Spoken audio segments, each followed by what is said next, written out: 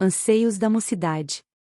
No dia 7 de junho de 1662, Paris, em peso, não comentava outro assunto senão as esplêndidas festas populares do Carrossel, que Luís XIV havia improvisado em frente às Tulherias.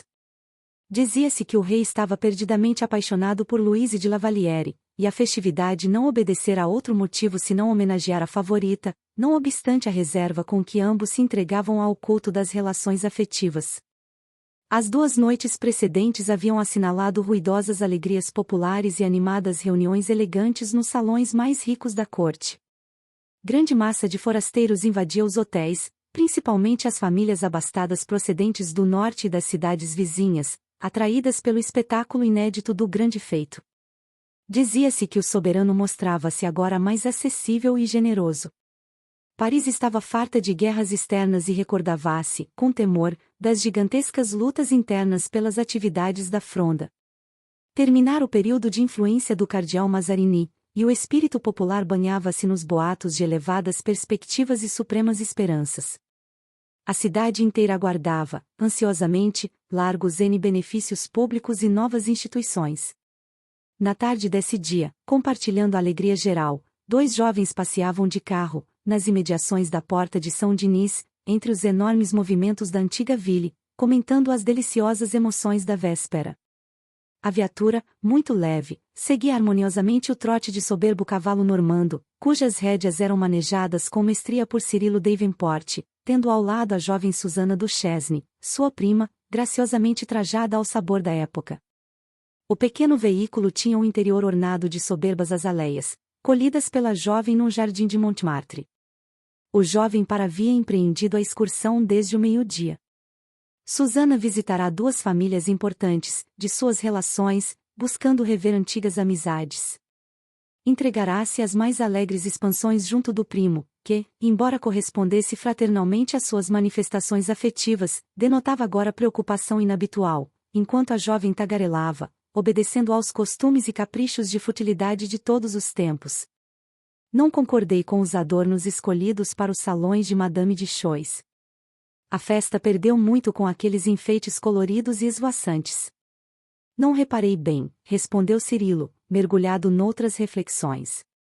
Fiquei cansadíssima de tanto ouvir confabulações atinentes à vida alheia.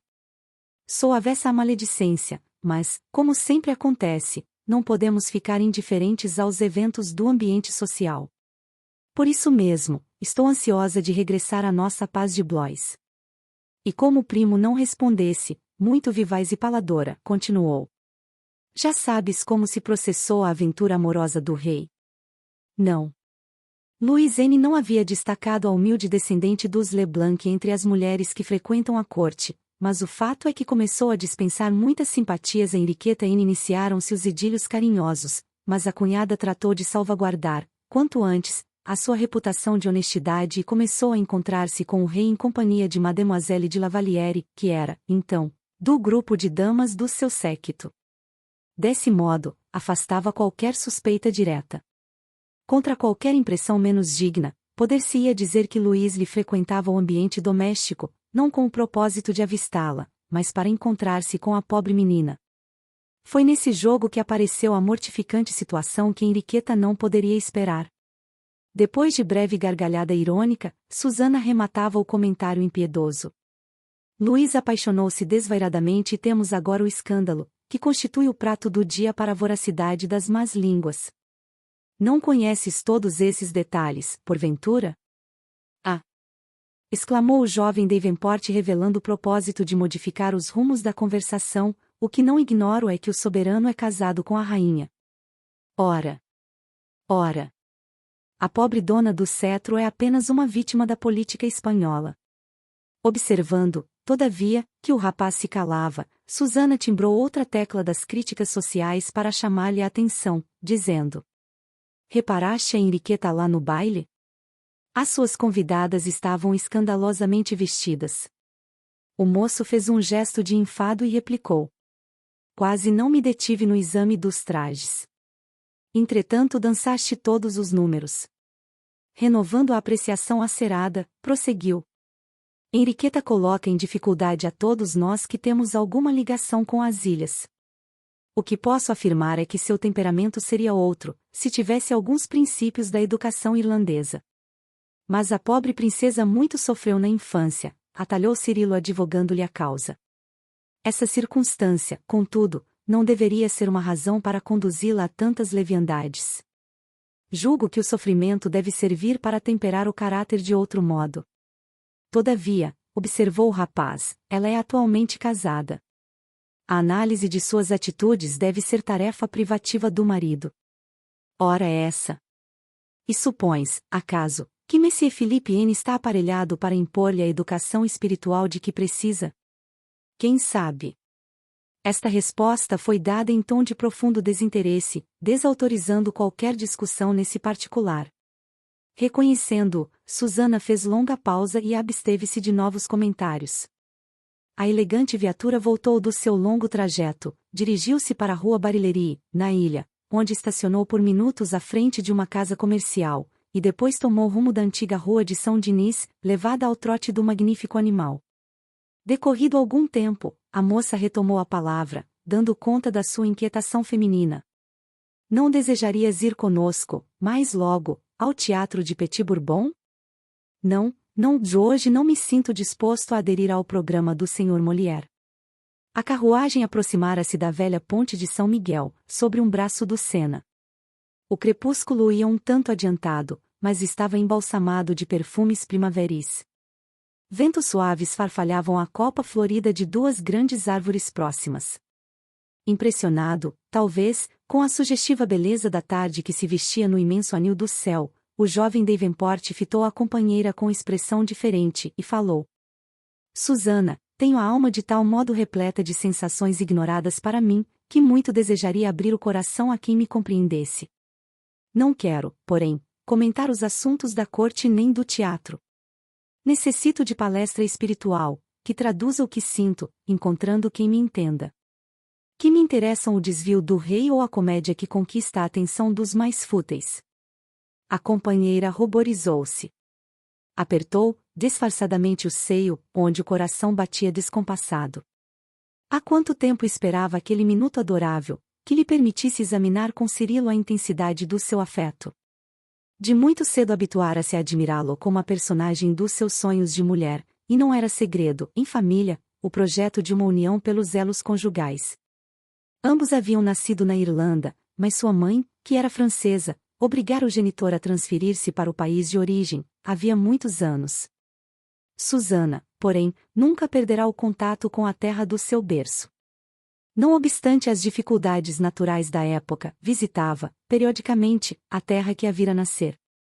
Acabava de atingir os 20 anos, enquanto Cirilo orçava pelos 25. Não seria, então, um momento azado para realizar o sublime ideal? É verdade que sempre aguardara, ansiosamente, do primo as primeiras declarações de amor, a fim de entreter, com mais segura esperança, os seus deliciosos projetos de ventura. Cirilo, todavia, jamais se manifestara a tal respeito. Ela sabia, contudo, justificar-lhe as reservas expansivas, pelas singularidades de temperamento que o caracterizavam. Embora jovial e sincero, enérgico e impulsivo, era muito discreto nas questões da palavra. Raramente prometia, porque, após o compromisso, materializava as declarações fosse como fosse, pelo mal ou pelo bem. Susana passou em revista todas as conjecturas e julgou-se dona de uma situação favorável. Aliás, estava certa de que o primo, após desligar-se dos serviços que o retinham na Sorbona, demandaria a Irlanda, onde a família o aguardava cheia de esperança, para os enormes trabalhos da propriedade rural, de que seus pais e irmãos se mantinham. De olhos fulgurantes, a jovem respondeu entre satisfeita e comovida. Acaso poderias supor que te não compreendo? Fala, Cirilo. Não desejarias gozar um pouco desta amenidade vespertina? Paremos o carro. Sentemo-nos ali perto da ponte, alguns minutos, vendo deslizar as águas mansas. O rapaz obedeceu sorridente e satisfeito. Abrigou a carruagem num posto próximo e, dando o braço à companheira graciosa, dirigiu-se para os bancos de pedra que se localizavam nas extremidades da construção muito antiga. Tinha os olhos escuros mergulhados numa onda de paixão dominadora. Susana, disse tomando-lhe a destra em atitude fraternal, como quem busca um refúgio, nunca experimentei no coração o que sinto agora. Minha alma está cheia de sonhos e esperanças sublimes. Ah! O amor é o generoso vinho da vida. A jovem fizera-se muito pálida. Deveria ser aquele o minuto decisivo do seu destino. Certamente, Cirilo lhe revelaria os propósitos mais íntimos, falaria do sonho dourado de suas esperanças de moça. Casar-se-iam muito breve. Buscariam a felicidade, abandonariam a França pela Irlanda, a fim de cultivarem aventura conjugal no âmbito de cariciosas tradições familiares. Mergulhada em formosas visões, seus olhos brilhavam de intenso júbilo, enquanto o jovem Davenport continuava. Edificar um ninho doméstico, ter filhos que nos acariciem e garantam aventura, não será o ideal mais nobre da vida? Susana Duchesne apertou-lhe a mão com mais carinho, desejou, com ânsia, enlaçar-lhe o busto no impulso de sua afeição desvairada, beijar-lhe repetidamente a formosa cabeleira. Sentia-se estonteada de alegria e de esperança, mas ainda não havia acordado de sua visão fantástica, quando ele perguntou, fraternalmente, depois de uma pausa mais longa. No entanto, dar-se-á que ela me corresponda com igual paixão? Ela? A pergunta vibrou estranhamente aos ouvidos da jovem, que se esforçou por dominar as primeiras impressões de assombro. Outra mulher, então disputava com ela o mesmo sonho de amor? Monstruoso ciúme corrompeu-lhe as emoções mais gratas. O coração fechará-se-lhe de súbito. Não suportaria semelhante afronta. Lutaria pela posse de Cirilo, até ao crime ou até à morte. Para isso, seguirá-lhe os passos como sentinela fiel, desde a infância, e, aos seus olhos, o título de esposa deveria pertencer-lhe como patrimônio inconteste. Verificando, contudo, que o primo observava com estranheza a demora da resposta, cobrou alento em situação tão difícil e replicou. Ela? Ignoro a quem te referes, querido. Explica melhor para que te possa compreender. Madalena Villamil, esclareceu o rapaz, arroubadamente. Ah! Agora tinha na modulação daquelas duas palavras a chave da questão que se lhe figurava aos olhos um profundo enigma. Identificar a grande e natural inimiga. Não lhe perdoaria nunca. Subjugada por enorme desespero íntimo, recordava que fora ela própria quem apresentará ao primo a jovem amiga, em vésperas das famosas festividades parisienses. Notou que ambos haviam demonstrado recíproco interesse e que, desde então, palestravam animadamente em todas as oportunidades e, contudo, jamais pudera imaginar a possibilidade de uma aproximação afetiva de tamanhas consequências. Somente aí percebeu o interesse de Cirilo pela companhia de Madalena, nos bailados da véspera. Tinha a impressão de ainda estar vendo com aquela atraente fantasia espanhola, que chamara a atenção de pessoas eminentes da corte. No quadro da imaginação superexcitada, não mais a considerava associada fraternal de passeios e diversões, mas adversária perigosa que urgia afastar do caminho. Conhecerá-a numa visita que Madalena fizera, em companhia do pai, velho fidalgo espanhol arruinado, ao formoso e tradicional palácio da antiga corte francesa, em Blois. Simpatizara com os seus dotes de inteligência e com as maneiras simples que lhe assinalavam as atitudes, e seu genitor, Jacques Duchesne Davenport, manifestara pela jovem espontânea admiração e sincera amizade. Não somente pelas afinidades naturais, mas também no intuito de agradar o coração paterno, dedicado e carinhoso, Susana afeiçoara-se a Madalena com singular interesse. Ela e sua irmã Carolina, nas constantes viagens a Paris, visitavam-na frequentemente em sua residência de Santo Honorato, e sentiam prazer na sua companhia alegre e inteligente. Desde aquele instante, porém, a moça Villamil estava condenada à sua aversão cruel. A amizade nobre convertia-se em ódio instantâneo e perigoso. É verdade que Madalena não podia saber das cogitações do seu íntimo, mas não conseguia deter a onda de pensamentos ultrizes que, num instante, lhe invadiam a mente, apossando-se impiedosamente do seu coração. Não toleraria tal preferência do primo, mesmo porque lhe doía na alma como insulto feroz. Recordas, acaso, daquela derradeira melodia aragonesa que Mademoiselle Villamil executou ao cravo com tanta graça? Perguntou o jovem, alimentando as próprias reminiscências. Excessivamente pálida, esforçando-se por disfarçar a intensa emoção que a dominava, a moça fixou em Cirilo o olhar enérgico, orgulhoso e replicou: Mas isso é infantilidade da tua parte. Francamente, sempre considerei refinado o teu senso artístico, Madalena, de maneira alguma, pode corresponder às exigências do teu nome e da tua posição. Exigências do nome? Respondeu o rapaz mostrando-se agitado. Julgas, então, que me queis em obediência aos outros, em desacordo com as minhas inclinações? Não é bem isso, retrucou a moça compreendendo a firmeza de resolução que defrontava. Não quero dizer que ela desmereça inclinações afetuosas, mas não concordo que seja a criatura indicada a tomar-te a mão de esposo. Por quê? Perguntou o jovem, mal-humorado. Desejarias, porventura, que te aprovassem o casamento com uma pobretona espanhola, nascida nos confins de Granada? E se alguém afirmasse que somos irlandeses dos confins de Belfast, seríamos por isso menos respeitáveis? Susana mordeu os lábios, revelando cólera profunda e respondeu: Cirilo, onde colocas o altar sagrado da família? Que há para te mostrares tão desinteressado em face de nossas tradições familiares?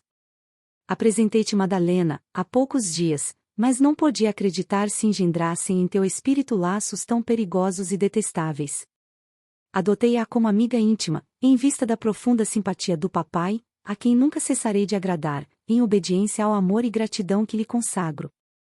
Nossas afinidades, no entanto, não vão além disso, porquanto não lhe reconheço qualquer destaque justo para o quadro de nossas relações. Como afirmei, trata-se de uma predileção de papai e... Mas não terminou, porque o rapaz, emitindo um olhar mais duro, cortou-lhe a palavra nestes termos: Não acuses, Susana. Sempre atendi a meu tio, antes que a meus próprios pais. Conheço-lhe o bom senso e não posso permitir. Desta vez, no entanto, foi a jovem que, ponderando a inconveniência da discussão acalorada, aproveitou-se da pausa espontânea, sentenciando contrafeita: Ora, Cirilo, acalma-te. A irritação impede qualquer entendimento mútuo. Fixou-o com disfarçada angústia. Agora que sentia tão profundamente ameaçados os seus sonhos de felicidade, achava-o mais belo que nunca. Em outras ocasiões, conservava a esperança, mas não experimentava tantos zelos. Não era Cirilo o seu ideal?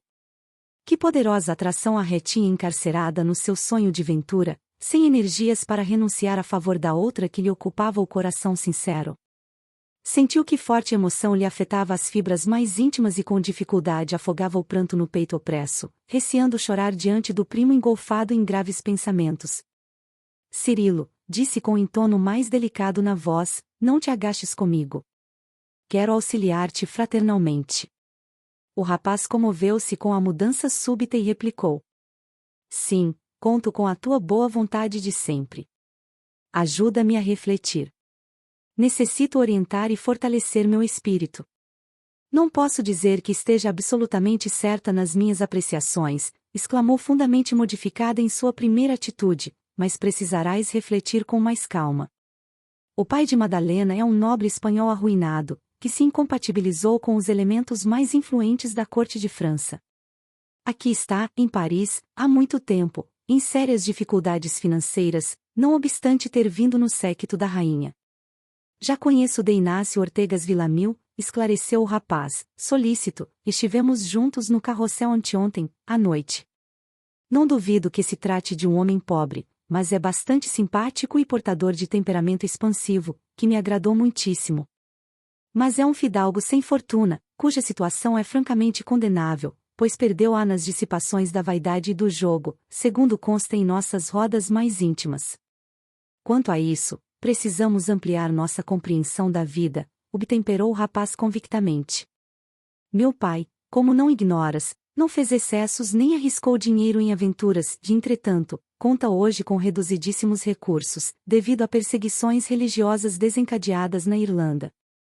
Susana compreendeu que toda argumentação naquele momento lhe desfavorecia as pretensões e propósitos mais ardentes. De Inácio, acrescentou com velada ironia, não poderia nem mesmo cogitar da concessão de um dote à filha. Nunca me casarei visando um dote, Susana. A moça escondia a muito custo seu rancor, mas ponderou ainda. Pois trata-se de questão muito importante, e talvez venha a ser por isso mesmo que Madalena recuse a ceder aos teus caprichos juvenis. Como assim? Interrogou, impressionado pela maneira como foram pronunciadas tais palavras. Talvez ignores, disse ela resoluta, como quem guarda os trunfos do jogo para o fim, que a tua eleita está prometida, por decisão dos pais, ao seu primo Antero de Oviedo Villamil, que cresceu a seu lado, como irmão. Desta vez foi Cirilo a esboçar atitude de entranhado assombro. Sem poder dominar-se, profundo rancor se apossou dele. O ciúme que devastava a jovem do Chesney apoava-lhe agora o coração. Será crível? Perguntou lívido. Sim, disse a moça, gozando com a sua amargura íntima, de Inácio, dizem, há quase 2 anos vive à custa do rapaz, que não se entregou a tal sacrifício sem um propósito deliberado. É sabido que a prima constitui o seu sonho de amor, não obstante Madalena pareça insensível a esse afeto. O fato incontestável, todavia, é que a família Villamil está totalmente empenhada nesse débito de graves proporções. Cirilo Davenport submergiu-se num mar de reflexões profundas. Não cederia a qualquer obstáculo. Madalena lhe tocará o coração como nenhuma outra mulher. Guardava nos ouvidos o som das suas últimas palavras. Aspirava ainda o perfume da sua mão muito leve, entre as harmoniosas vibrações do último bailado. Ouvia, enlevado, as músicas aragonesas que ela havia dedilhado no cravo, ainda na véspera. Seus sentimentos mergulhavam na mesma ansiedade experimentada ao ouvi-la falar da Espanha distante. Os temas castelhanos jamais o haviam preocupado a qualquer tempo e, no entanto, aquela afeição imensa despertava-lhe interesses novos, abrasava-lhe a alma, qual vulcão ardente. Estava convicto de que Madalena fora igualmente sensível ao seu amor. Apertara-lhe a mão, apaixonadamente, nos bailados. Seus olhos fulgiam de sublime afeto. Onde estava ele, que não houvesse de lutar com o rival até nos confins da terra? Era indispensável afastar Antero de Oviedo a qualquer preço. Sua presença tornava-se indesejável no caminho. De olhos fixos no espaço, desvairado pela emoção que o dominava, o jovem Davenport parecia não mais ver a prima ao lado, nem mesmo a beleza silenciosa do crepúsculo, que se despedia com o fulgir das primeiras estrelas. Não desistirei. Bradou em voz alta, como se dialogasse com uma sombra importuna. Ouvindo-lhe a exclamação estranha e inesperada, Susana experimentou intenso choque. Aquela sentença, em voz estridente, assustou-a, tomou-se de justificado receio e exclamou: Vamos, Cirilo. É noite quase fechada e esperam-me para o espetáculo. O moço Davenport, seguido da jovem que lhe acompanhava o profundo silêncio, procurou o veículo, tomou as rédeas quase maquinalmente e deu o sinal de partir. Susana tirou ao solo algumas azaleias murchas em atitude de enfado e, enquanto ambos se engolfavam em penoso mutismo, a viatura rodou celeremente na direção de uma casa residencial de nobre aspecto, em frente da Ponte do Câmbio, onde a prima se hospedava. Em vão, a jovem do Chesney insistiu para que Cirilo fosse ao teatro, debalde rogou que a acompanhasse até ao interior doméstico. Ele recusou todos os convites afetuosos e, imprimindo ao carro nova direção, seguiu a galope para o seu hotel em São Germano. De quando em quando o chicote estalava no dorso do belo animal que, então, parecia sofrer a mesma inquietação do dono. Depois de recolher o veículo a enorme galpão destinado às carruagens da época e conduzir o cavalo à estrebaria próxima, Cirilo Davenport, sufocado por angustiosos pensamentos, saiu à rua, ansioso por banhar a fronte atormentada nos carinhosos ventos da noite. Atravessou ruas e praças engolfado em vastas meditações, alheio ao grande movimento de pedestres e viaturas ao longo dos caminhos. Não se deteve senão no mundo íntimo, inquieto por conchavar e resolver os problemas torturantes. Chegará à conclusão de que a existência se lhe transformaria em breve tempo. Não podia suportar, sem graves danos, a continuidade das estroinices da juventude, e o conhecimento de Mademoiselle Villamil induzia-o a pensar seriamente no matrimônio. No entanto, como encontrar a equação justa? Depois de certo período de estudos em Paris, prosseguia em serviço na Sorbona, onde a sua remuneração era regular, sem contudo permitir quaisquer perspectivas de futuro financeiro. Seu pai, Samuel Davenport, chamara-o mais de uma vez, aguardando-lhe a presença na Irlanda do Norte, onde possuía valiosa propriedade rural, apesar dos golpes sofridos. Como resolver a situação? Deveria casar e partir para as ilhas, ou visitar antes o lar paterno, para consorciar-se depois? Na primeira hipótese, sua atitude poderia ocasionar sérios atritos com a família, na segunda, o intruso Antero poderia sair vencedor e anular-lhe os planos de felicidade. Recordou a simpática figura do tio, que sempre lhe entenderá e amparar o coração, nos momentos difíceis, e considerou a possibilidade de ir a Blois, a fim de ouvi-lo. Concluiu consigo mesmo que, tendo combinado com Madalena um encontro junto à igreja de Nossa Senhora, na noite seguinte, faria a viagem logo após o novo entendimento com a jovem, que lhe enchera o coração de sonhos miríficos. Após atravessar imenso labirinto de reflexões, voltou ao hotel, muito depois da meia-noite, recolhendo-se ao quarto extremamente nervoso, só conseguindo dormir alta madrugada. No dia seguinte, atirou-se ao trabalho comum, de alma inquieta, pensamento voltado para a noite, quando teria o júbilo de rever a bem-amada e renovar as doces emoções do espírito. Muito antes da hora marcada, Cirilo postava-se à frente da majestosa catedral, andando de um lado para outro. A fim de evitar a curiosidade de transeuntes audaciosos, penetrou no santuário, em cujo interior magnífico permaneceu por instantes. Seus olhos eram indiferentes aos tesouros artísticos que o cercavam. Os capitéis preciosos, os arabescos dourados, os baixos relevos, as estátuas maravilhosas, diluíam-se numa atmosfera de sonho. Os sacerdotes e os nichos, as flores e os objetos do culto não lhe falavam ao coração. Quando surgiam no alto os primeiros astros da noite, Davenport regressou ao adro, passeando nervosamente ao lado dos belos degraus que davam acesso ao interior do templo, e que o progresso de Paris fez desaparecessem com a elevação do solo. Entre aflições singulares, observou, atento, uma carruagem que parou nas proximidades, dela saltando 3 galantes criaturas em demanda ao santuário. Madalena Villamil, com efeito, junto de Colette e Cecília, 2 amigas da juventude, chegará com o pretexto de participar dos ofícios religiosos da noite, mas, em breves minutos, favorecida pela conivência das companheiras, insulou-se da romaria devocional, em companhia do jovem Davenport, ansiosos ambos pela permuta de impressões afetivas.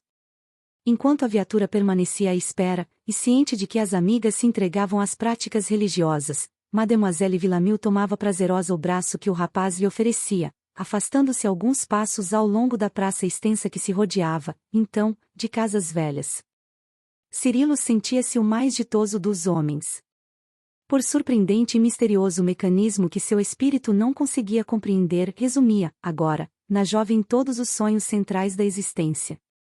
Falou-lhe, com desembaraço, dos seus ideais mais íntimos, revelando-lhe profundas impressões de sua alma ardente. Ele próprio estava surpreendido com um manancial de espontânea confiança que lhe brotava do espírito pouco afeito a grandes expansões. Madalena Villamil, em identidade de circunstâncias, tocava-se de sublimes emoções. Não era temperamento que confiasse sentimentos íntimos, ao primeiro sinal de afeição. Sua mãe, descendente de nobres famílias no sul da França, e seu pai, antigo fidalgo espanhol, haviam educado a filha única habituando-a a rigoroso critério no capítulo da vida social. Pela primeira vez a jovem atendia a um apelo afetivo, em lugar público, consagrado, no seu modo de entender, às exteriorizações das criaturas vulgares e sem títulos de maior nobreza moral. O convite de Cirilo fora um tanto chocante para a sua vaidade feminina, de entretanto, obedecendo a indefiníveis anseios do coração, acedera em palestrar com o jovem num recanto da via pública, desejando um entendimento recíproco, longe da multidão maliciosa. Além disso, sentia-se receosa de recebê-lo na própria casa, dado o rigorismo da genitora, há muito enferma, e as ruidosas expansões do pai, desligado de qualquer encargo nas esferas políticas e por isso mesmo sempre pródigo de afirmativas chocantes para os costumes franceses.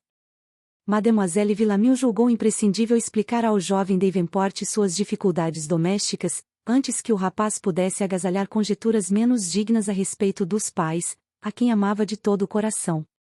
Somente por isso, e incapaz de resistir ao suave magnetismo que sobre ela exercia o moço irlandês, encontrava-se ali sob o céu estrelado às primeiras horas da noite, trocando confidências. Cirilo começou por comentar a beleza das melodias que ela arrancara do cravo, toda sentimento e vibração, e Madalena relatava ao jovem, muito admirado, os encantadores costumes da sua terra natal, assinalando as palavras com as interessantes características de quem se não achava absolutamente senhora da língua francesa. Tudo, porém, que constituía alguma coisa de sua personalidade, era graça e leveza aos olhos e aos ouvidos do moço Davenport, que se sentia transportado a um plano de felicidade divina, em sua companhia. A certa altura do amoroso colóquio, Cirilo exclamou, algo perturbado por trazer à tona a súmula de suas cogitações mais íntimas. Madalena, ocioso é dizer-te da minha infinita afeição. Saberás entender o sentido de minhas palavras. Nunca me conformei com as atitudes superficiais, nem posso aprovar os desvarios da juventude contemporânea. Digo, a fim de que não vejas laivos de leviandade nas minhas palavras. Amo-te muito e estes poucos dias de convivência bastam para que reconheça a tua soberania no meu coração, onde ocupas lugar insubstituível. Mas, poderei contar com o teu amor para sempre? A essa pergunta direta, a jovem respondeu extremamente confundida. Sim. Sempre idealizei uma criatura que me compreendesse inteiramente, agora que nos encontramos, tenho a esperança de poder edificar um castelo de suprema ventura. Desde a noite em que nos vimos pela primeira vez, sonho contigo e antevejo as alegrias de um lar povoado de flores e de filhinhos. Ela, toda ruborizada, elevava-se nas asas do amor, de emoção em emoção, aos páramos do sonho. Aquelas palavras representavam a deliciosa música que os seus ouvidos esperavam de há muito. O moço Davenport era o cavalheiro do seu ideal. Sua voz cariciosa e dominadora penetrava-lhe o íntimo, como perfumado sopro de vida. Queria falar exprimindo seus sentimentos mais nobres, a emoção, contudo, embargava-lhe a voz, enquanto o coração desejava prolongar ao infinito aquele instante divino. Compreendendo-lhe o silêncio, o rapaz recordou as advertências de Susana, fez um gesto significativo e acentuou. No entanto, Madalena, tem o coração oberado de presságios tristes. Dizem que o sofrimento é comum aos que se amam, todavia, trago o espírito ansioso por esclarecimentos mais amplos. Por quê? Indagou a jovem no impulso instintivo de anular qualquer dúvida. Revelando funda preocupação, ele acrescentou como que medindo a responsabilidade de cada palavra. Ninguém disputa comigo o tesouro do teu coração? Que dizes? Retrucou a moça com grande surpresa. Sinto que tua alma se dirige ao meu coração como fonte cristalina de verdade, acrescentou Davenport acentuando as palavras. Acredito na tua sinceridade e nem seria lícito duvidar dos teus sentimentos, mas, quem sabe, Madalena, teus pais te destinam a outra em que te mereça pela fortuna que não possuo, ou por títulos que também me faltam. A essa altura, sua voz tornou-se enternecida e comovedora, qual a de uma criança disposta a resignar-se com os obstáculos, não obstante a seus violento desejo. A jovem, por sua vez, como se despertasse de um sonho, começou a chorar convulsivamente. A imagem do primo torturava-lhe agora o pensamento, como se recordasse um verdugo cruel. Lembrava as lutas domésticas, os enormes débitos do genitor para com Antero de Oviedo, as combinações de ambos para o futuro matrimônio, com sacrifício dos seus ideais, e não conseguia dissimular a imensa dor que lhe avassalava o coração sensível, ante a possibilidade de perder Cirilo, compelida pelas humanas convenções a renunciar à sua união com o jovem em cujo espírito adivinhava a fonte de todas as sublimes compreensões de que sua alma necessitava para ser feliz. Entregava-se assim a copioso pranto, enquanto o moço irlandês, comovidíssimo, tomava-lhe a cetinha mão, cobrindo-a de beijos. Não chores, Madalena. O amor confia sempre e acreditas, acaso, que sou de todo inútil? Recordando as palavras impiedosas de Susana que aquelas lágrimas confirmavam, assumiu atitudes decisivas e acrescentou: ninguém poderá impor-te um casamento contra os teus desígnios. Se me amas, saberei defender-te até os confins do mundo. Não pertencerás a qualquer miserável truão, apenas por circunstâncias mesquinhas de 1000 francos a mais, ou a menos. O dinheiro jamais entrará em nossos planos de felicidade. A filha de Inácio enxugou as lágrimas depois de ouvir-lhe as ponderações consoladoras e afetuosas, e atendendo-lhe aos apelos relatou minuciosamente as dificuldades da família desde os tempos de Granada, assinalados por grandes lutas. Nascerá nessa famosa cidade espanhola, onde o pai desempenhava cargos políticos de certa relevância. Tivera uma infância risonha, mas, desde a fase dos primeiros estudos, viverá quase que absolutamente reclusa num convento de Ávila, onde o genitor procurava enriquecer-lhe os dotes intelectuais. Nos poucos dias do ano, quando feriava no ambiente doméstico, seguia de perto, porém, os sofrimentos da genitora, que recrudesciam de tempos a tempos em vista das extravagâncias paternas. Quando abandonou definitivamente o educandário religioso, seus pais já se encontravam em Madrid, para onde se mudaram com enorme dificuldade. No vórtice de acerbos tormentos morais, sua mãe encontrara o único arrimo em Antero, sobrinho do marido, criado com toda a dedicação e ternura maternais. Seus pais haviam adotado o rapaz, de pequeno, como o próprio filho. Antero era um homem de psicologia difícil, em virtude dos sentimentos condenáveis que sabia dissimular com habilidade, mas que, em sua ausência nos estudos e nos desvios constantes de seu pai, apresentava dotes apreciáveis aos olhos de sua mãe, de quem se fizera sustentáculo e consolação. Permaneciam em Madrid, completamente arruinados, quando o casamento da filha de Filipe IV com Luís XIV deu ensejo a que o progenitor e o primo se colocassem otimamente, em funções de natureza política. Desde 1660, estavam em Paris cheios de esperança numa vida nova. De Inácio, no entanto, não conseguirá permanecer no cargo senão por alguns meses, porque se incompatibilizara com a corte, em vista da sua crítica franca aos atos de Sua Majestade. Leal amigo da infanta espanhola, não conseguia suportar calado as humilhações penosas infligidas à rainha, que se socorria da religião, com santificada paciência, de modo a tolerar e esquecer os desvarios amorosos do real esposo. Ciente dos seus protestos firmes, o soberano demitira-o do cargo e Antero de Oviedo só foi conservado em suas obrigações remuneradas por influência dos amigos de Maria Teresa, que lhe mantiveram os proventos com alguma dificuldade. Havia quase 2 anos, a família vivia a expensas do rapaz, não obstante a tristeza que semelhante situação lhe causava. Seu pai, continuava Madalena de olhos molhados, era um generoso coração, mas alimentava inveterada paixão pelo jogo.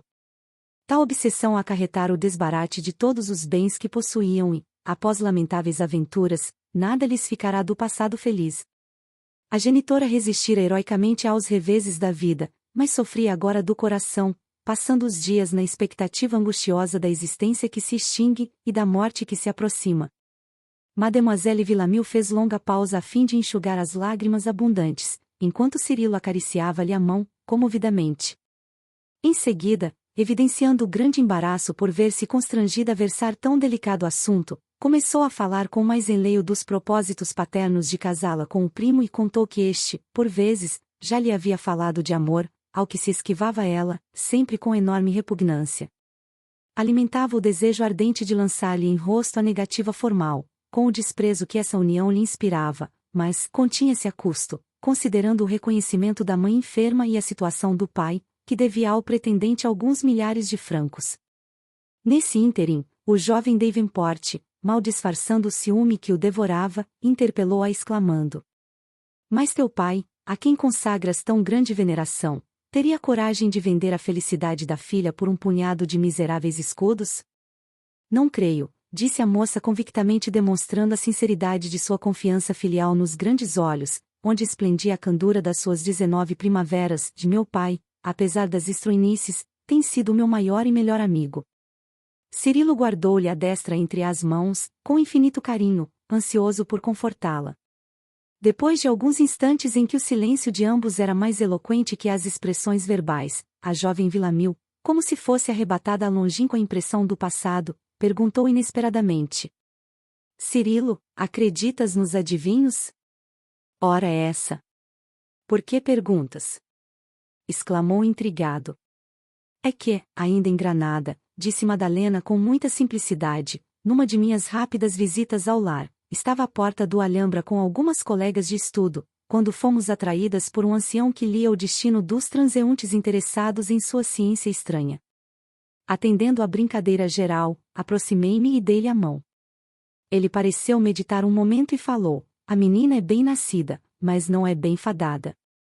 E depois de fixar-me nos olhos com expressão inesquecível, não mais sorriu e continuou aconselhando-me: "Prepara-te, minha filha, e une-te à fé em Deus, porque teu cálice, no mundo, transbordará de amargura. Não vivemos apenas esta vida. Temos existências várias e a tua existência atual é promissora de tempos afanosos para a redenção. Suas palavras me impressionaram a ponto de me fazerem chorar copiosamente. Senti enorme abalo e foi preciso que as amigas me reconduzissem à casa, onde fui compelida a acamar-me. E onde estava de Inácio que não repeliu o estúpido? Indagou o jovem Davenport bruscamente, cortando-lhe a palavra. Meu pai ficou furioso, e, depois de repreender-me severamente, tomou as providências devidas, mandando que o feiticeiro fosse levado ao tribunal da Inquisição, que lhe aplicou disciplinas por uma semana e o deteve encarcerado mais de 3 meses. Mais tarde, o geral dos jesuítas cientificou ao papai que se tratava de um peregrino demente, de origem egípcia, que penetrara no reino através do Marrocos. E admitiste suas afirmativas? Interrogou Cirilo, evidenciando ansiedade por apagar qualquer resquício de impressão dolorosa no espírito da jovem. Apesar de muito impressionada, esclareceu Mademoiselle Villamil, não acreditei nos sombrios vaticínios, mas não posso deixar de reconhecer que, até hoje, Cirilo, minha vida tem sido tormentoso mar de preocupações infinitas. Tenho a impressão de que atingirei os 20 anos com um peso sufocante de velhice prematura. Depois de ligeira pausa, acrescentava: não desejo fraquejar, deixar-me vencer pelos presságios de um peregrino desconhecido. Sinto-me forte na fé em Deus e estou convicta de que o poder celestial me auxiliará nas lutas humanas. Entretanto, um detalhe houve, na conversação do velhinho, que nunca poderei esquecer, é o que se refere a outras vidas. O destino está cheio de circunstâncias misteriosas. Nossa vida não terá começado no instante de nascermos no mundo. Devemos ter existido em outra parte. Creio que temos amado e odiado, e o esforço em que nos achamos se destina ao trabalho de redenção das nossas culpas. Não me detenho em tais ideias tão só por haver ouvido as advertências do adivinho errante, mas tenho tido sonhos significativos. O companheiro, que lhe seguia as palavras com indisfarçável mal-estar, apertou-lhe a mão e sentenciou: que é isso, Madalena? Desvairas? Não te quero ver entregue a filosofias abstrusas. Se encontrasse esse feiticeiro infame, reforçaria as penas que lhe foram impostas pelos inquisidores. Ansioso por libertá-la dos pensamentos amargurosos, continuava: casar-nos-emos e encontraremos aventuras sem fim. Ficaremos em Paris ou onde quiseres. Lutarei por ti, tenho braços laboriosos e enérgicos. Futuramente, rir-nos-emos desses temores infantis, provocados por um mendigo irresponsável. Os egípcios, como os orientais, foram sempre grandes imbecis. Caso seja do teu agrado, fixaremos residência na Irlanda, junto dos meus. Levar-te-ei, mais tarde, a Londres, e excursionaremos até a Escócia e hás de ver que, em toda parte, o amor sincero será a chave de nossa aventura imortal. As almas que se adoram movimentam-se nos caminhos resplandecentes de luz. A jovem, que o ouvia dominada pela emoção, pareceu olvidar as ideias transcendentes e profundas e respondeu enlevada: sim, seremos felizes para sempre. Seguir-te-ei para onde fores. Anseio por conhecer terras novas, onde possamos sentir a felicidade unida a nós. Terras novas? Perguntou Cirilo, revelando-se iluminado por ideia súbita. Não será justo pensar em experimentarmos os largos horizontes da América? Ah! Isso tem sido um longo sonho meu, disse a jovem de olhos coruscantes. Tenho sede inexplicável do mundo novo que nos acena à distância. Nossas grandes cidades, corrompidas, consternam e sufocam. Granada, Ávila, Madrid e Paris não diferem bastante umas das outras.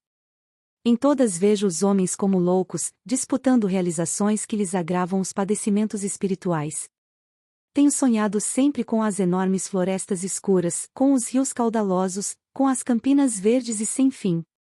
Edificaremos por lá o nosso ninho de amor, rematava o rapaz apaixonadamente. E falaram longamente da América, como duas crianças ansiosas, permutando compromissos sagrados. Ao termo da palestra, o moço Davenport, ciente de todas as preocupações íntimas da sua amada, prometeu visitar-lhe os pais na noite seguinte, na casa de Santo Honorato, de maneira a criar um ambiente propício ao culto de suas esperanças em flor. Depois que Colette e Cecília procuraram a companheira para a volta, Cirilo fixou o olhar no vulto da carruagem até que se confundisse de todo com as sombras espessas. Largo tempo levou ainda a meditar, sentado junto aos nichos externos, escassamente iluminados no bojo silente da noite. No dia imediato, ao entardecer, tomou o seu carro ligeiro, dirigindo-se à residência dos Villamil e fazendo o possível por apagar os receios que lhe tumultuavam na alma inquieta. Como se comportaria na hipótese de lá encontrar Antero de Oviedo? Teria força bastante para tratá-lo fraternalmente? Como compreenderiam, por sua vez, os pais de Madalena? Engolfado em vastas cismas íntimas, parou à porta da casa indicada. Tratava-se de antigo edifício, dos que comumente eram alugados a famílias de tratamento, mas de reduzidos recursos financeiros.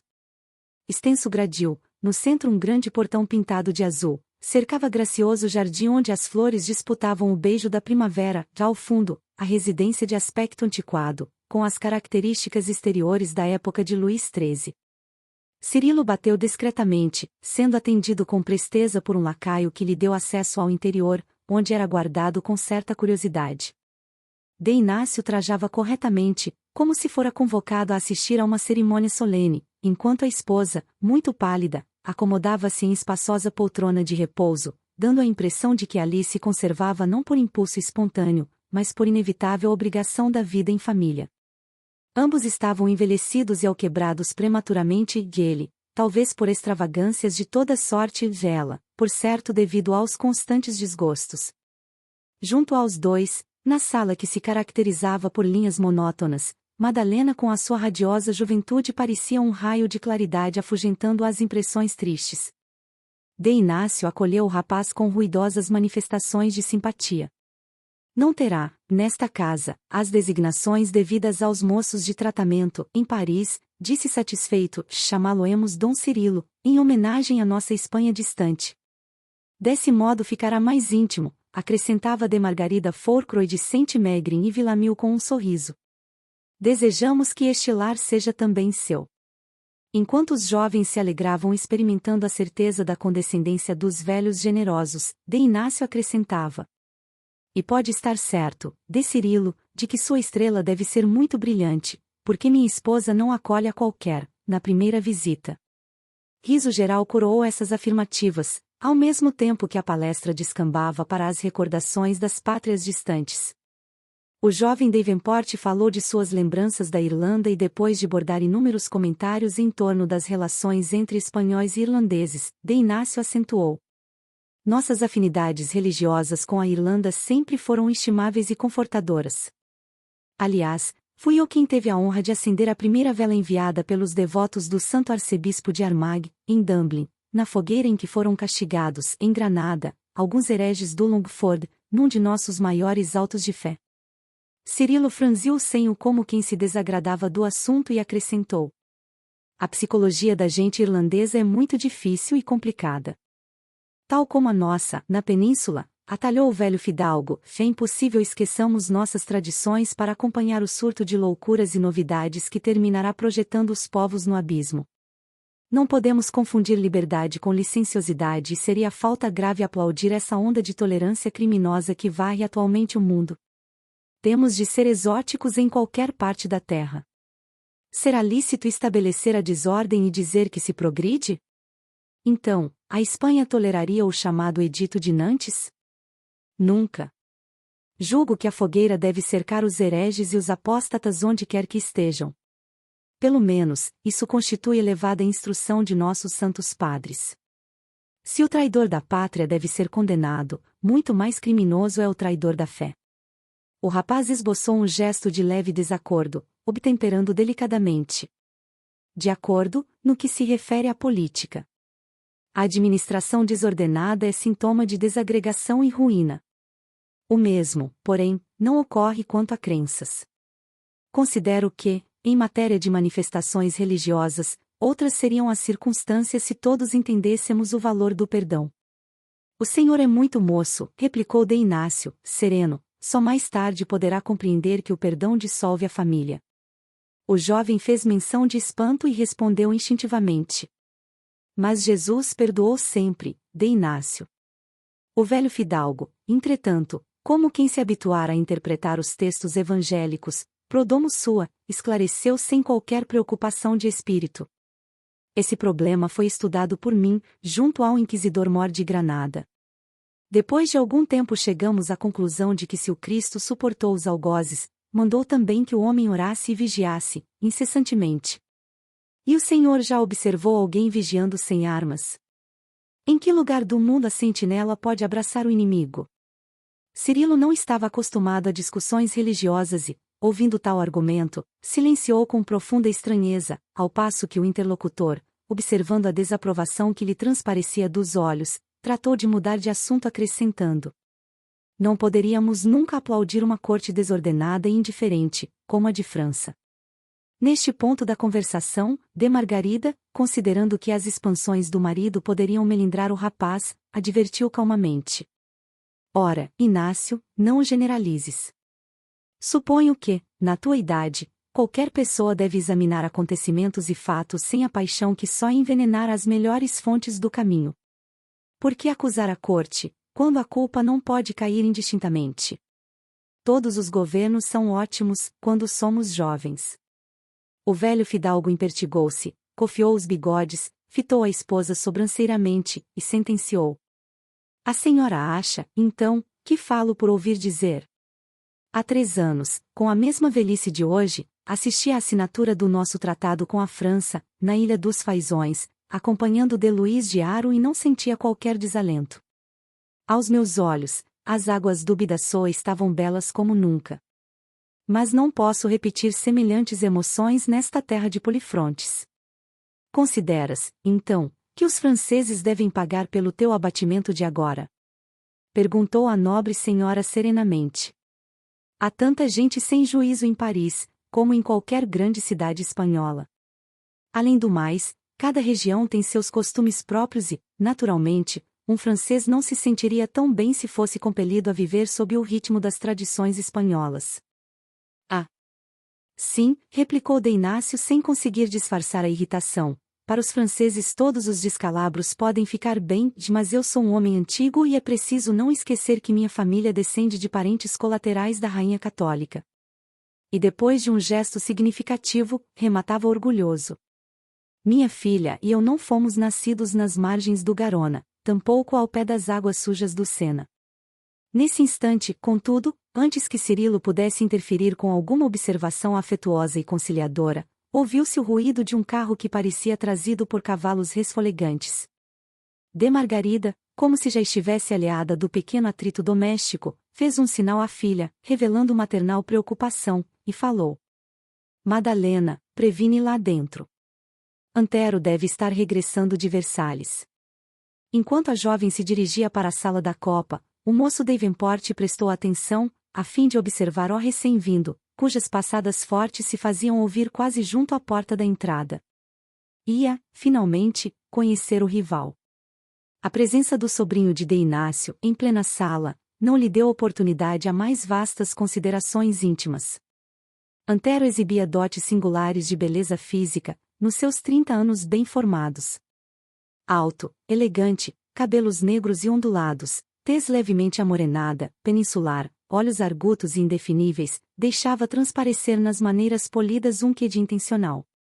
Dir-se-ia que suas atitudes delicadas não eram sinceras, mas oriundas do profundo artificialismo de quem não se deixa conhecer tal qual é. Apresentado ao rapaz irlandês, cumprimentou-o cordialmente, embora seus olhos parecessem interrogar a razão de sua presença ali, e, depois de se encaminhar para o interior, enquanto a palestra prosseguia suavemente, regressou à sala, onde prestou singular atenção aos olhares significativos trocados entre a prima e o visitante inesperado, compreendendo que o seu campo afetivo fora invadido por influências estranhas. Embora não manifestasse o mal-estar que, aos poucos, se lhe apossava do espírito, de quando em vez dirigia o olhar indagador para a tia e mãe adotiva, como a interrogar sobre as pretensões desconhecidas do intruso. A uma pergunta direta do velho fidalgo, quanto à marcha dos trabalhos que lhe competiam, respondeu cortesmente: todas as obrigações obedecem ao ritmo normal e o senhor pode crer que, em breves dias, Versalhes reunirá toda a corte e será o centro da vida política da nação francesa. E o rei? Perguntou de Inácio exprimindo certa inquietação nos olhos, expediu a ordem de pagamento da minha disponibilidade? Por enquanto, não, esclareceu o interpelado. Ainda hoje, porém, pude avistar-me com Sua Majestade quando procurei o Sr. Colbert, trazendo-lhe hoje a boa notícia de que o soberano pede o seu comparecimento em palácio. Para quê? Rosnou o nobre espanhol quase colérico. Amanhã, farás o favor de dizer ao rei dos franceses que, se me chama para me despojar de algum bem, os seus ministros já me usurparam as dignidades, se pretende conferir-me honras, agradeço-as, e se me oferece algum favor, não necessito de suas esmolas. Após uma pausa que ninguém ousava interromper, rematava com esta afirmativa. E, se Sua Majestade manda buscar-me visando a fins mais ásperos, podes afirmar-lhe que não será necessária minha presença em palácio, para que me mande ao Pelourinho. Bastará uma ordem. Madalena, muito acanhada, observava Cirilo, que acompanhava o diálogo do tio e do sobrinho com alguma estranheza.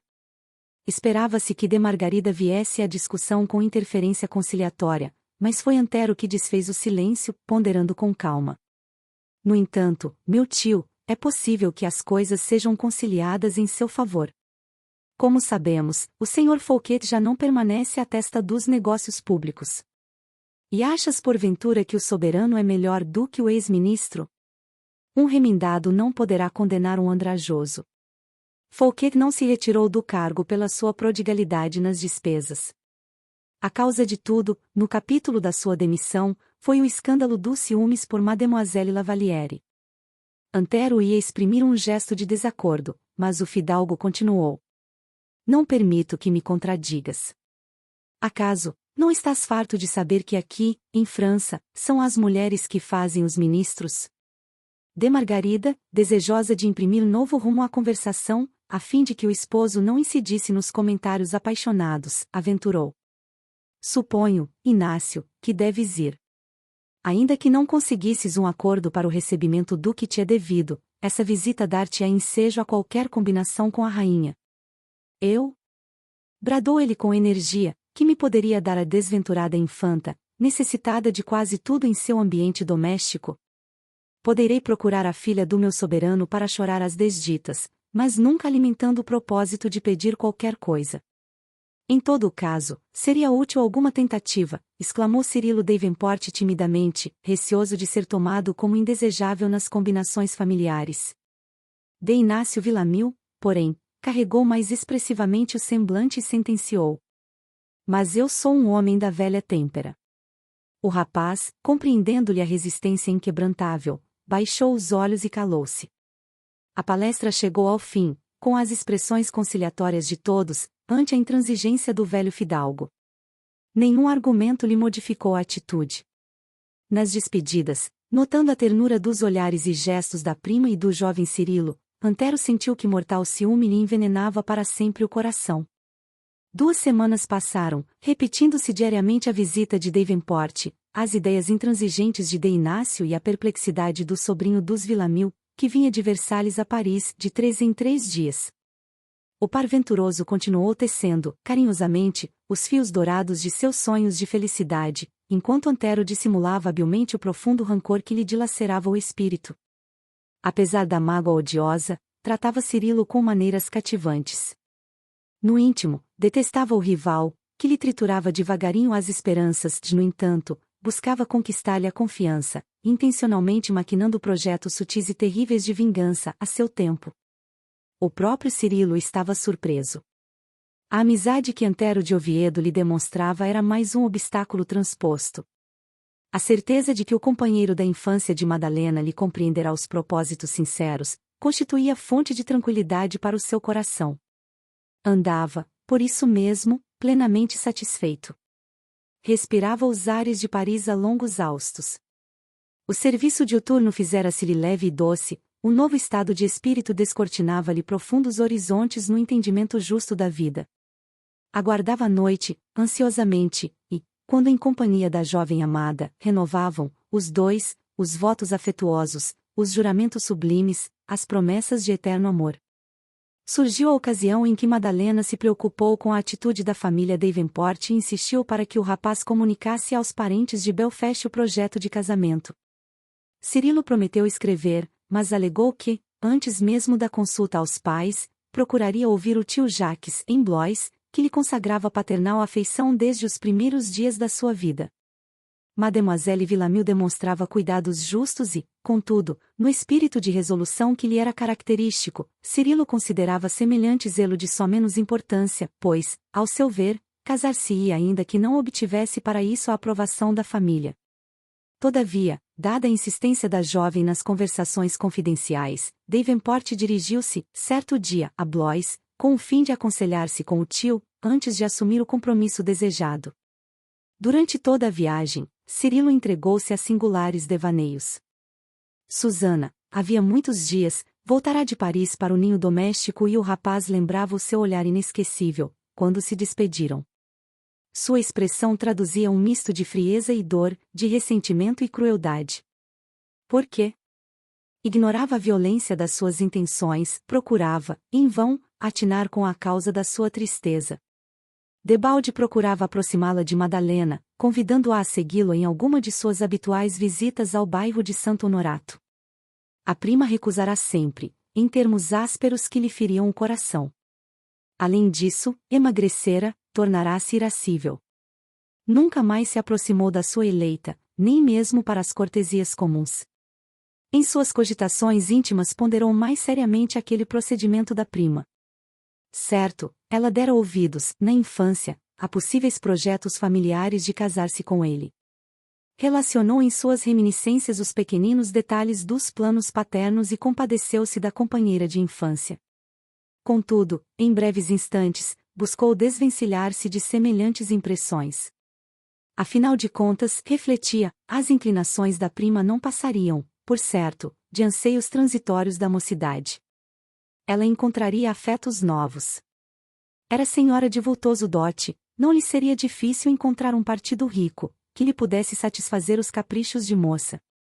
Se possível, falar-lhe-ia pessoalmente, assegurando-lhe o penhor da sua amizade constante. Buscando desfazer-se das preocupações que não coadunavam com os seus propósitos do momento, Cirilo penetrou nas ruas da velha cidade, ansioso agora por atirar-se nos braços do fiel amigo e confiar-lhe as mais íntimas esperanças.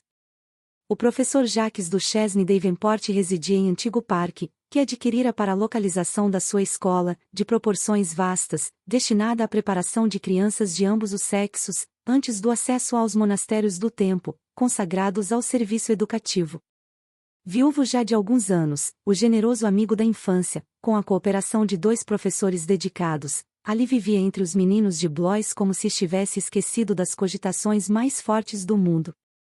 Não era propriamente um velho, na expressão justa do termo, entretanto, os fios grisalhos destacavam-se na cabeleira e as rugas povoavam-lhe o rosto, embora estivesse tão somente próximo dos 60 anos.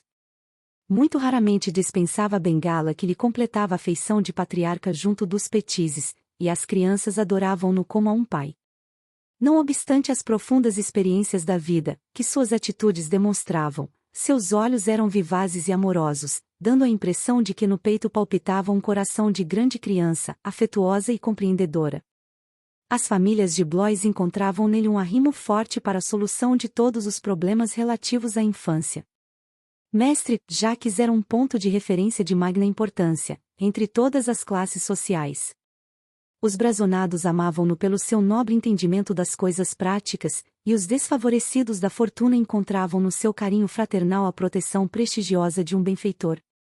Os padres católicos estimavam-lhe as preciosas qualidades de cooperação e os protestantes admiravam-lhe o respeito às crenças e opiniões alheias. E no seu pequeno mundo de amigos leais e crianças amadas, Jacques Duchesne Davenport sentia-se confortado e quase feliz. Anoitecia, quando Cirilo bateu no largo portão cercado de trepadeiras e madressilvas. As árvores vetustas e acolhedoras do grande jardim faziam da paisagem um trecho de paraíso, pela sua paz ao sussurro do vento leve. A casa, muito antiga, dava ideia de vasta mansão de repouso, no seio da tarde amiga. Susana veio atender, prestemente, e não pôde disfarçar a surpresa com a chegada do primo, sem aviso prévio. Entretanto, longe de perder sua afeição voluntariosa, cumprimentou-o quase friamente, conduzindo-o ao interior e abstendo-se das expansões afetivas com que o recebia de outras vezes.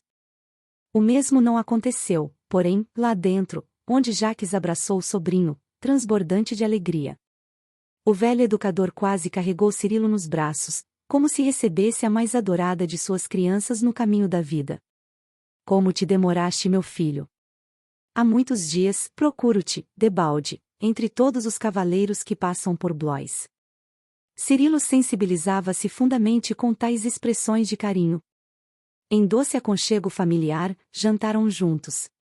Depois de trocadas as primeiras impressões e quando a noite amortalhara a paisagem, de manso, o generoso educador, notando que Susana e Carolina se afastavam deliberadamente, chamou o sobrinho ao gabinete particular e exclamou batendo-lhe carinhosamente no ombro. Vamos, Cirilo, acendamos o velho candelabro.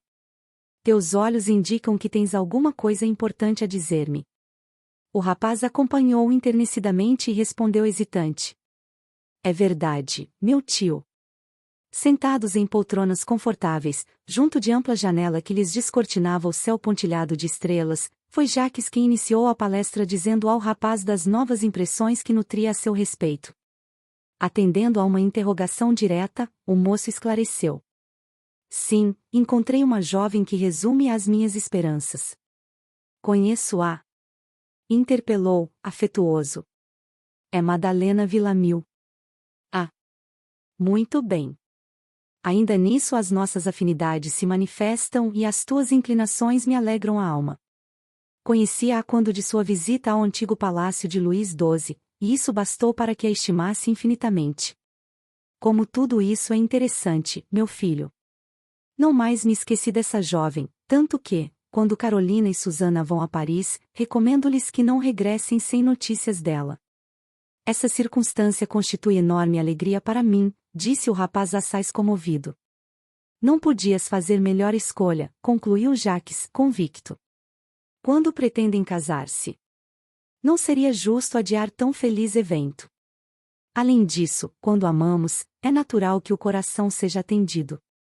Amparado por semelhante compreensão, Cirilo Davenport não conseguiria definir o júbilo que lhe inundou a alma. Seu parecer, meu tio, nobilita os meus propósitos e, entretanto, estou francamente indeciso quanto à data dos esponsais, visto não ter ainda comunicado a meus pais os meus desígnios. E pretendes ir a Belfast, com esse fim? Se fosse possível. Jacques meditou alguns instantes e, como pessoa habilitada a aconselhar com perfeito conhecimento de causa, voltou a dizer. Não vás à Irlanda antes do casamento. Por quê? Indagou Cirilo um tanto surpreso. Não estou fazendo apologia da desobediência ou da anarquia familiar, mas recordo o meu casamento e não posso deixar-te ao desamparo. Em nossa ilha costuma-se colocar um interesse acima das inclinações naturais. Quando conheci Felícia, a santa companheira que me aguarda no céu, nossos parentes moveram-me guerra permanente e foi-me indispensável um ato de força para desposá-la. Se fores a Belfast, começarão a malsinar tua escolha e cada amigo envenenará teu espírito com superstições descabidas. Serás flechado de tantos apelos estranhos, entre missas e promessas, que talvez fiques por lá, carregando para sempre um sonho morto. Samuel permanece distante de nossa compreensão da vida. Tua mãe é sensível e generosa, mas está presa aos excessos devocionais. Teus irmãos são afetuosos, mas são espíritos muito irrequietos. Talvez a isso devam a difícil situação em que se encontram. Como proceder, então? Escreverei a teu pai dizendo que, de há muito, me incumbiste de pleitear a devida permissão, mas, devido a trabalhos imperiosos, protelei o assunto, obrigando-o a assumir comigo o compromisso de anuir a teus desejos e explicando que a futura nora é minha filha de coração. Samuel, naturalmente, ficará preocupado, a princípio, mas cederá satisfeito, estou certo. Quanto à adesão de tua mãe, sabemos, por antecipação, que estará de acordo conosco, em todos os sentidos. Cirilo estava tão contente que não sabia como agradecer. E não te detenhas em conjecturas inúteis, continuou o generoso educador. Madalena é digna de teus carinhos e ambos serão meus filhos, com a obrigação de povoar de netos a minha estrada, para que não me falte um raio de luz na noite da decrepitude, que todos os homens devem esperar. No gabinete que se atulhava de cadernos e livros esparsos, havia uma atmosfera de felicidade indefinível. Ondas de perfume do jardim próximo penetravam pela janela aberta, como se a natureza incensasse o entendimento afetuoso de duas almas afinadas no mesmo idealismo. Observando que o sobrinho prosseguia calado, Jacques interrogou: "Sentes alguma dificuldade para executar meus conselhos?" "Reconheço, meu tio, que os meus ordenados mensais são exíguos", explicou o jovem algo tímido. "Não digas isso.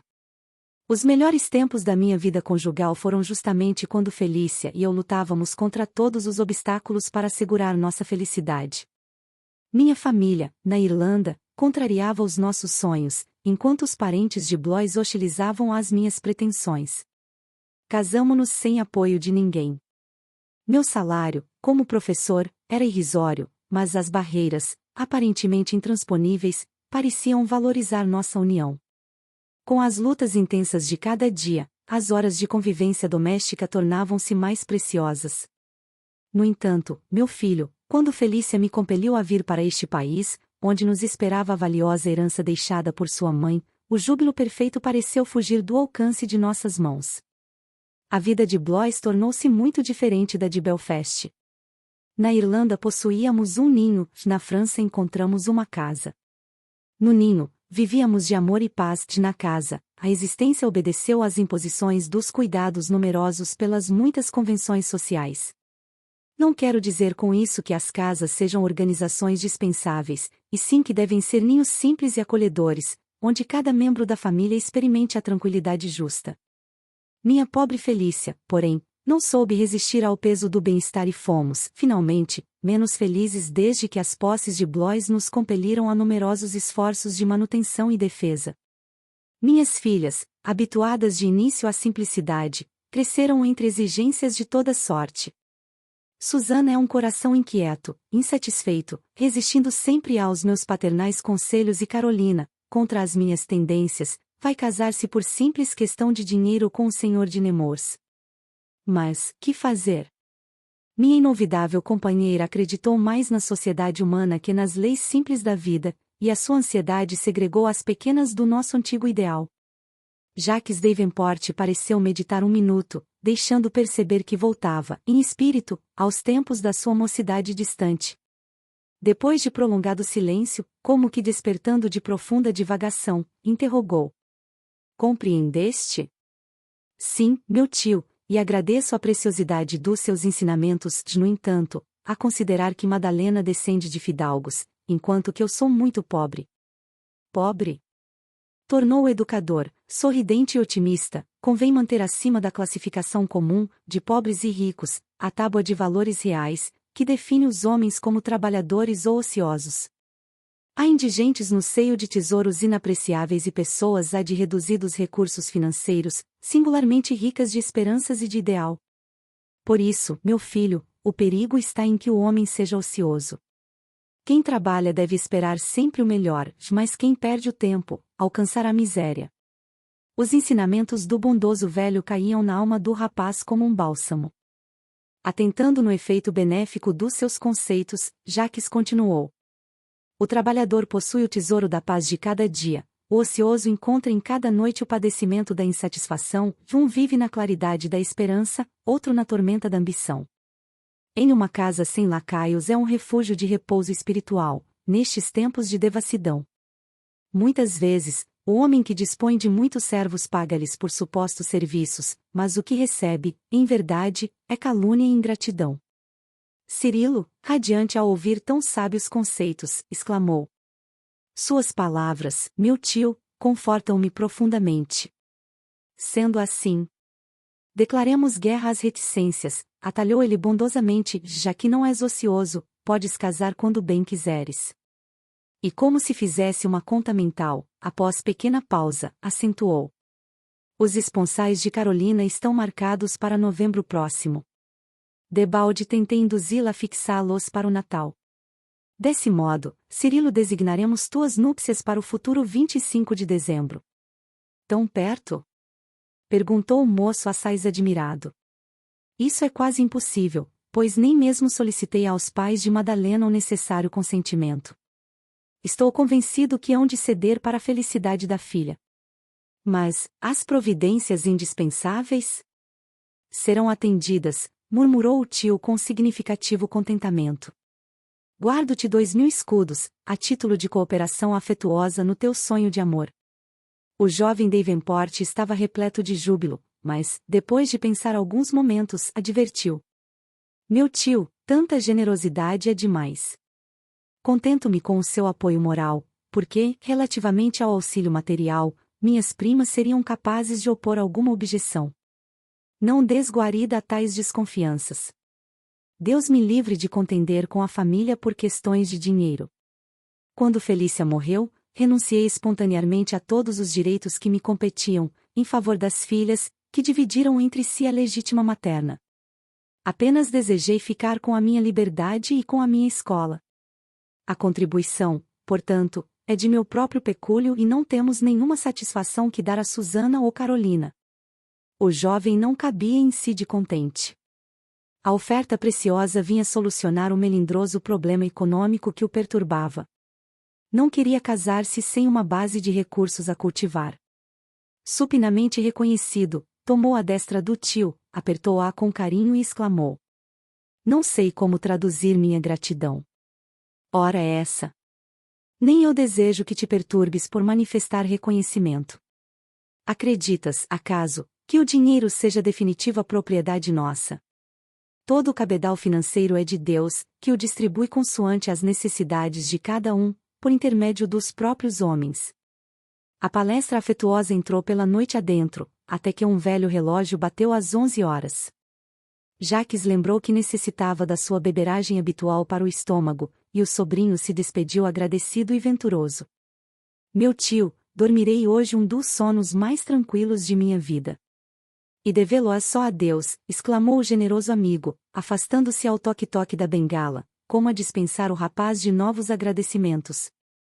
Enquanto Cirilo se recolhia, ditoso, ao quarto de dormir, Jacques foi abordado por Susana em copioso pranto, quando buscava o remédio da noite no velho armário da copa. Ouvi tudo, meu pai. Exclamou debulhada em lágrimas, evidenciando fundo rancor. Mas, de que se trata? Que ouviste? Suas combinações com Cirilo. E por que não foste participar da nossa conversação no gabinete? Indagou o genitor muito admirado. Tratávamos, porventura, de assuntos secretos que justificassem a curiosidade de alguém atrás das portas? A moça não respondeu, limitando-se a soluçar convulsivamente. Mas, que significa tudo isso, minha filha? Obtemperou o generoso velho abraçando-a. Meu pai, amo Cirilo e não me conformo com a sua decisão. Jacques Davenport inclinou-se para a jovem profundamente preocupado. Agora chegava a compreender suas amarguras secretas, suas inquietações aparentemente injustificáveis, dos últimos dias. Sentou-se pausadamente, contendo a custo a própria aflição e fê-la quietar-se a seu lado, murmurando depois. Filhinha, tem calma e fortaleza, porque este é um desejo que teu velho pai não pode satisfazer. E o amoroso Jacques, com o seu espírito eminentemente conciliador, fez-lhe ver a necessidade de retificar as inclinações afetuosas, falando longamente da delicadeza da situação, salientando a escolha do sobrinho e os méritos inegáveis de Madalena Villamil. Desenganada em seus dissabores cruéis, Susana reprimia com dificuldade as expressões de ironia e ciúme que lhe explodiam no coração. Diante do generoso pai, a cujo espírito se sentia ligada por irresistível magnetismo, não fazia mais que chorar comovedoramente, ansiosa por desabafar o misto de cólera e angústia que lhe empolgava a alma caprichosa. O genitor carinhoso, reconhecendo que a filha lhe ponderava as palavras em silêncio, prosseguiu nos conselhos. Não desesperes. O coração tem 1000 caminhos para a felicidade, quando procuramos aceitar a vontade de Deus. E por tudo que temos de sagrado, não demonstres rancor à escolhida de teu primo. Precisas compreender que a resolução de Cirilo é respeitável, e que Madalena é também minha filha pelos laços divinos do espírito. Naturalmente que em seu noivado estarão nesta casa, quando se verificarem as solenidades do próximo consórcio de tua irmã, e eu espero, Susana, que a educação recebida no lar te confira comedimento às atitudes. Há ocasiões em que precisamos esmagar os sentimentos cultivados com excessivo carinho, na precipitação das expectativas injustas. A jovem desejava apresentar furiosas objeções, desacatar o pai muito amigo, pela primeira vez continha-se, todavia, com esforço imenso, mordendo os lábios em fúria e dando a impressão de que soluçava de dor infinita, sem qualquer outro sentimento menos digno. Sinceramente condoído daquelas lágrimas, Jacques considerou. Avalio tua mágoa e, contudo, seria falta grave aplaudir-te. Procura afagar outros sonhos, renova os pensamentos. Acredito que tuas inclinações não podem obedecer senão a caprichos procedentes da infância. Meu pai, não mais poderei ser feliz, disse no auge da desesperação. Só os criminosos podem assim falar, acrescentou o genitor sempre melífluo. Não tenho forças para assistir às núpcias de Cirilo, continuava Susana, enxugando as lágrimas. O velho professor contemplou-a compungidamente e redarguiu depois de um minuto de meditação. Fortalece tua vontade enfraquecida. Após o casamento de Carolina poderás espairecer na Irlanda por alguns meses. Retemperarás as energias na paisagem da tua infância e acredito que a providência ser-te-á imensamente benéfica ao coração. A época será imprópria para a viagem, mas eu permito que satisfaça semelhante desejo. Encontraremos embarcação e companhia adequada. Por hoje, minha filha, recolhe-te à paz da noite e não chores mais. Tua desesperação não é justa e deves rogar a Deus te conceda a cura da enfermidade espiritual que te atormenta a alma inquieta. Susana quis revidar asperamente, declarar que semelhantes afirmativas a humilhavam em excesso, mas dissimulou a cólera, calou-se e obedeceu em silêncio. Quando a viu retirar-se, o pai carinhoso levou a destra ao peito, tentando aliviar o sofrimento íntimo, em face da angustiosa revelação da filha, e demandou a alcova silenciosa, sem conseguir explicar o triste pressentimento que lhe travava o coração. No dia seguinte Cirilo regressou a Paris, transbordando esperanças. Se o tio bem lhe orientara o espírito quanto ao que lhe competia fazer, ele melhor executou seus conselhos. Depois de dividir com Madalena o júbilo que o empolgava, dirigiu cerimoniosa carta a de Inácio Villamil e esposa, expondo as suas pretensões. A nova produziu grande sensação na vivenda de Santo Honorato. Os pais de Madalena não esperavam semelhante surpresa. Cuidadosamente, sondaram o espírito da filha, verificando-lhe a aquiescência e a resolução, no cometimento que condizia com a sua felicidade futura.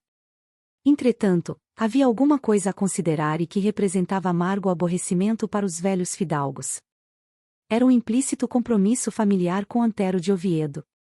De Margarida e de Inácio sentiam, sinceramente, o fato de serem compelidos a apresentar ao sobrinho uma negativa inesperada e demolidora de todos os seus sonhos de rapaz. Ambos o consideravam qual outro filho adotivo.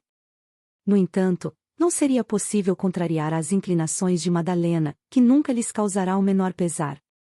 Altamente preocupados, os generosos velhos esperaram a primeira oportunidade para conversarem a sós com o sobrinho, o que se verificou 2 dias após o recebimento da carta de Cirilo.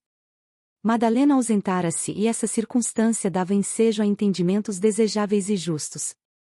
De Inácio, nessa noite, tratou o rapaz com maior compreensão, não sabendo como abordar o assunto. De Margarida, muito carinhosa, observando que o marido titubeava e vacilava, fixou os olhos serenos no sobrinho e falou: Meu filho, hoje temos uma notícia a dar-te. Madalena foi pedida em casamento por de Cirilo Davenport. Antero fez-se pálido e respondeu rudemente: Coisa estranhável, na verdade, porque espero minha prima desde a infância. No entanto, continuou de Margarida com voz pausada, Madalena está de acordo e não podemos nem devemos contrariá-la. Antero levantou-se, passeou nervosamente pela sala e observou exaltado: É uma ingratidão. Onde está meu tio que não lhe faz sentir a sua autoridade, capaz de varrer do seu caminho esse irlandês audacioso, sem títulos e sem dinheiro? Nominalmente citado, de Inácio respondeu: Madalena nunca me deu mais leve aborrecimento e a autoridade apenas se exerce com aqueles que a desrespeitam. Esse casamento, porém, é um absurdo. Exclamou Antero fora de si. Quem poderá decifrar os mistérios do coração, meu filho? Atalhou de Margarida afetuosamente. E a discussão acendeu-se. A custo o rapaz sentou-se ao lado da velha tia, atendendo-lhe aos apelos carinhosos. Mas tanto manifestou seus pensamentos de inconformação e de ironia, que de Inácio foi dominado por violenta irritação. Ouvindo certas palavras mais ásperas do tio, o rapaz retrucou com acrimônia. Não posso conferir tamanho direito às suas opiniões. Afinal de contas, o senhor tem débitos bem pesados para comigo, antes de considerar qualquer privilégio ao irlandês miserável que me anula as esperanças. De Inácio Villamil esboçou um gesto de justa indignação e revidou. Sei que te devo dinheiro, mas não desconheces que nos deves os cuidados da educação. Supões, acaso, que te criaste em nossa casa a poder de brisas e votos brilhantes. Se reclamas aquilo que te devo em escudos, como te poderia pagar com as coisas privativas do coração de minha filha? O rapaz recebeu a reprimenda ríspida, mal se contendo para não agredir o velho tutor, que lhe falava e gesticulava grandemente irritado. A boa senhora, todavia, interveio amorosa, e como o sobrinho chorasse de raiva, tomou-lhe as mãos com muito carinho e procurou consolá-lo. Não te encolerizes, Antero. És nosso filho pelo coração, antes de tudo. Considera, pois, que Madalena é tua irmã. Poderias estimá-la, tão somente a título de esposa? Recorda que não podemos dispensar tua afetuosa companhia. Quem nos ha confortado o coração, em tempos tão duros de provação e de esperanças desfeitas? Não guardes rancor, modifica os sentimentos a respeito de tua irmã. Há de surgir, por certo, em teu caminho, um matrimônio feliz. És moço, ativo, trabalhador. Não te faltará uma noiva carinhosa, que encha o teu caminho de luzes novas. Tudo será uma questão de tempo e boa vontade. O rapaz, apesar da paixão doentia que lhe enchia o cérebro de odiosas preocupações, amava singularmente a velha tia, a única alma que lhe havia proporcionado na orfandade carinhos e afagos maternais.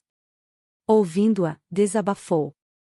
Não podia saber se chorava de amargura ou de despeito, mas, fosse como fosse, aquele pranto convulsivo aliviava-lhe o coração. De Inácio lançou ao sobrinho um olhar de ironia e, depois de um gesto de enfado, abandonou a sala, enquanto de Margarida continuava, olhos também marejados de pranto. Desanuvia o espírito, meu filho. Insisto para que continues junto de nós. Pediremos a de Cirilo resida nesta casa, após o consórcio e, quando te resolvas a organizar tua casa, permanecerás, igualmente, em nossa companhia, até que me feches os olhos para sempre. Se Deus me der vida, Antero, consagrarei minha velhice aos teus filhinhos, que serão meus netos pelo coração. Acostuma-te, pois, a encarar Madalena de outro modo. Não odeies de Cirilo, a quem seus sonhos de moça elegeram noivo amado, neste mundo. Não será melhor que se unam e vivam junto de mim, como irmãos carinhosos e dedicados. Além do mais, é indispensável consideres, em tudo, a execução dos desígnios santos de Deus. Naturalmente que a tua felicidade não será esquecida pelo céu. Rogarei ao Altíssimo te conceda uma esposa devotada e afetuosa, a fim de que, mais tarde, possa eu acariciar os teus filhinhos em cada dia. Ante aquelas manifestações carinhosas, Antero pareceu lavar o coração, expulsando para longe do espírito as mágoas mais fortes e, contudo, no recesso do ser guardava rancor indefinível e profundo, que lhe arruinaria a existência. Sentia-se sem forças para alijar a figura da prima do quadro das idealizações mais íntimas. Conformar-se-ia com o inevitável, mas não renunciaria aos seus desejos. De Margarida repetia os conceitos carinhosos que lhe caíam n'alma como anestésicos suaves, mas, à medida que enxugava os olhos, recolhia, no âmago do espírito, propósitos de vingança, como venenos sutis. Depois de largos minutos de meditação, tinha os olhos fixos, como alucinado por ideia terrível. Permaneceria, sim, junto da velha tia, cuja afeição o preparara na vida com infinita ternura, mas sentia-se inclinado a disputar Madalena até ao fim de seus dias. Recordava, rancorosamente, as observações frias e ásperas do tio, e refletiu que de Inácio lhe pagaria as objeções, a seu ver, audaciosas e ingratas. Não lhe cobraria os débitos contraídos com ele próprio, mas o velho fidalgo tinha outros credores, cujos títulos ele endossara, confiadamente. Buscaria, desse modo, retirar as garantias dadas, logo que julgasse a medida oportuna. Quanto ao atrevido Davenport, esse teria de experimentar, cedo ou tarde, o peso de sua vindita cruel. O tortuoso caminho do mundo estava cheio de surpresas. Conservar-se-ia ao lado da prima, qual sentinela, sem repouso. O afeto que lhe votava, a seu ver, não admitia condenáveis substituições. Continuaria amando-a por toda a vida. Não podia pensar noutra mulher que lhe tomasse o lugar no coração. Quem adivinharia o futuro? Madalena poderia não casar e, se o fizesse, era possível que sobreviesse o desencanto conjugal, ou que enviuvasse algum dia. Se tal acontecesse, estaria, pois, a seu lado, a fim de lhe atender ao primeiro sinal. Após o incidente doméstico, dissimulou com habilidade o odioso rancor que lhe anuviava o espírito, pareceu resignado com a marcha dos acontecimentos. Cirilo e Madalena estavam longe de pensar nas maquinações sombrias do primo, que lhes presenciava o romance de amor, entre sorrisos indefiníveis e complacentes. E as semanas corriam formosas e calmas, enfeitadas de projetos deliciosos para o porvir. Susana, por sua vez, em virtude da influência paterna, ocultou o ódio mortal que lhe intoxicava o coração e, nas festividades com que foi solenizado o casamento de Carolina, na pacata cidade de Blois, procurou reaproximar-se de Madalena, com hipocrisia surpreendente. No baile, exibirá preciosa fantasia, tranquilizando o velho Jacques pelo ruidoso prazer e acolhimento carinhoso que dispensava aos noivos, vindos de Paris. Tudo, afinal, parecia concorrer para a felicidade dos jovens, que não cabiam em si de contentamento e esperança. Longa carta dos pais de Cirilo dava conta de seu assentimento ao matrimônio, em vista das afetuosas observações de Jacques. Endereçavam ao filho e à futura nora votos de felicidade e paz e lamentavam a impossibilidade de uma excursão à França, para abraçá-los pelo auspicioso acontecimento. Madalena sentiu-se mais tranquila após essa carta, desvanecendo os derradeiros resquícios de inquietação. O jovem Davenport, plenamente identificado com os futuros sogros, sem maior experiência do mundo, concordou, satisfeito, com a solicitação para morarem todos juntos. D. Inácio Villamil foi o primeiro a tanger o assunto, alegando a moléstia da esposa e o seu demasiado apego à filha. A jovem sempre constituíra o amparo de sua casa e o conforto de seus dias. Filha única, Madalena resumia para os genitores amorosos o ponto central de seus interesses afetivos. De Margarida andava sempre enferma, e quanto a ele, de há muito não se sentia menos abatido. A ausência da filha sepultaria o ambiente doméstico em tristeza irreparável.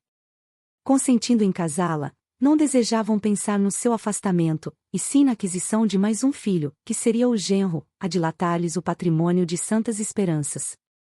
Não somente os aspectos espirituais foram lembrados. Semelhante decisão pouparia aos cônjuges a laboriosa montagem de uma casa com todos os requisitos da vida comum. D. Inácio ponderou as mínimas conveniências de fundo econômico, imprimindo às palavras a força poderosa de suas convicções íntimas. Cirilo ouviu-lhe os pareceres com atenção, acedendo, comovido, aos seus pedidos e, compreendendo as dificuldades de ordem material, procurou aplanar todos os obstáculos defrontados pela família da noiva. E foi assim que, numa atmosfera de profunda simplicidade e simpatia, realizaram-se as núpcias de Madalena com o rapaz irlandês, no modesto templo consagrado à memória de Santa Genoveva, em Paris. Carolina e o esposo, que passaram a residir em remoto vilarejo do norte, não se abalançaram a viajar com o frio intenso, e Susana, depois de ligeiras providências na capital francesa, partirá, dias antes, para a Irlanda, em companhia de uma família amiga, de Alençon, mas o generoso Jacques tomaram um carro em Blois, a fim de assistir à cerimônia modesta trazendo carinhosas lembranças do seu velho parque para os noivos queridos. Com exceção de 3 amigas dedicadas da jovem, inclusive Colette e Cecília, a solenidade foi apenas acompanhada pelo tio de Blois, pelos pais da noiva e por Antero de Oviedo, que dissimulava dificilmente o ódio que lhe corroe a alma ardente. Cirilo e Madalena, porém, naquele instante, ignoravam que houvesse perversidade na terra e não queriam saber de homenagens mundanas. Unidos no seu imenso amor, perante o altar dedicado à padroeira de Paris, foi com sublime enlevo que receberam a bênção do sacerdote, em nome de Deus. contemplaram-se reciprocamente, em seus votos de imperecível aliança, como se estivessem atravessando, naquela hora, as portas brilhantes do paraíso, e, entre os amplexos afetuosos que o cercaram em doce vibração de carinho, o jovem par, fremente de alegria, acreditou haver encontrado o ninho da felicidade perpétua.